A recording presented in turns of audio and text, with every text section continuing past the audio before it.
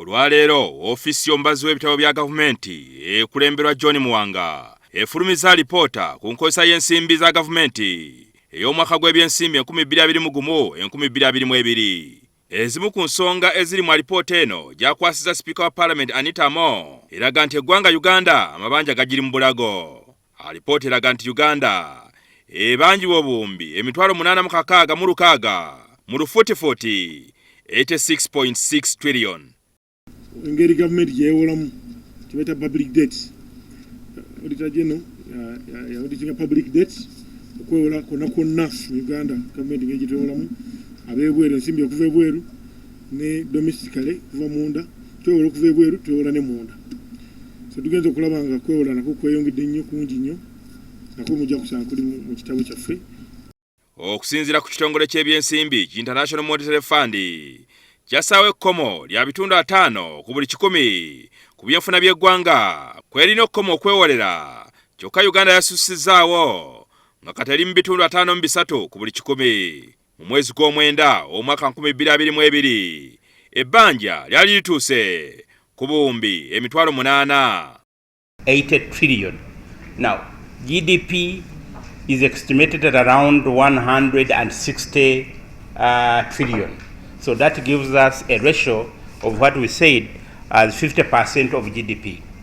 Kyokka mu bbanga lya myezi bwezi ebbanja lyeyongeddeko obuwumbi omutwalo gumu mu 1500. Omubazi w'ebitabo mu alipoota ye agamba kino kivudde ku gavumenti okwongera okwewola sente nnyingi mu ggwanga. Uganda okwewola n'esussa werina okukoma kitegeeza nti egenda kufuna obuzibu okuddamu okwewola ebweru ku magoba amatono ng'amawanga oba ebitongole okwongera okugiwola. Uganda galina okugiwa sente ng'ezzaayo amagoba mangi. We have been overly reliant on domestic debt because it is easy to get. And we are saying, let us have optimal to be acquired externally where it is cheaper. If it is not cheaper, we leave it. Kyokka mu mwezi gw'ekkumi omwaka 2022 abakungu okuva mu banka enkulu bategeeza palamenti nti amabanja gavumenti g'erina ekyalina obusobozi okugasasula. In 2022-23, we are spending close to $1.8 billion for government imports and for debt service.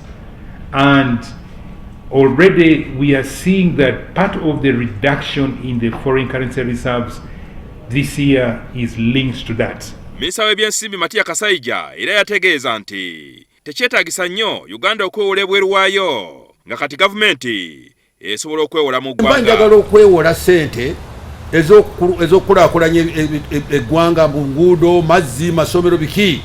Ngenda wano mu kifo ky'okugenda ate ntandika okwegayirira ngenze Bulaaya ngenze mu Amerika. Jingo Francis, NTV, Akawungeezi.